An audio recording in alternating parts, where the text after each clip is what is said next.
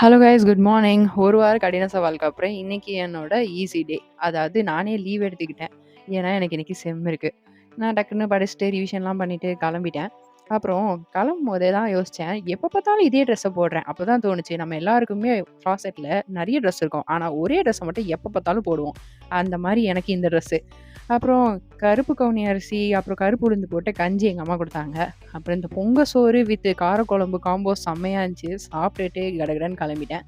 பைக்கில் போகலான்னு தான் பிளான் வச்சுருந்தேன். ஆனால் பார்த்தா மழை தூர ஆரம்பிச்சிச்சு. ஸோ இன்றைக்கி ட்ரெயினில் தான் போகணும். ஏற்கனவே கால் வலிக்குது, இவ்வளோ பெரிய ஸ்டெப்ஸ் ஏறி வந்தேன். அப்புறம் நான் ட்ரெயினில் போயிட்டே கொஞ்சம் ரிவிஷன்லாம் பண்ணிவிட்டு போக வேண்டிய ஸ்டேஷனுக்கு போய் சேர்ந்துட்டேன். ஆட்டோக்கு வெயிட் பண்ணிருக்கும் போது இந்த கியூடியை கண்ணில் பட்டுச்சு. அதனால் அதை அப்படியே கேப்சர் பண்ணிக்கிட்டேன். எக்ஸாம் முடிக்கிற வரைக்கும் வீடியோ எடுக்கணுன்றதையே மறந்துட்டேன். திருப்பி ரிட்டர்ன் வரும்போது வெதர் தான் செம்மையாக இருந்துச்சு. அப்போ தான் வீடியோ எடுக்கணுன்னே ஞாபகம் வந்துச்சு. சில்லுன்னு வெதருக்கு சூடான மேகி சாப்பிட்டுட்டு என்னோட ஃபேவரட்டான சின்சான்ட்டேன். ஜாக்கி சானை பார்த்தேன். ஜாக்கி சான் 6லேருந்து 7 மணி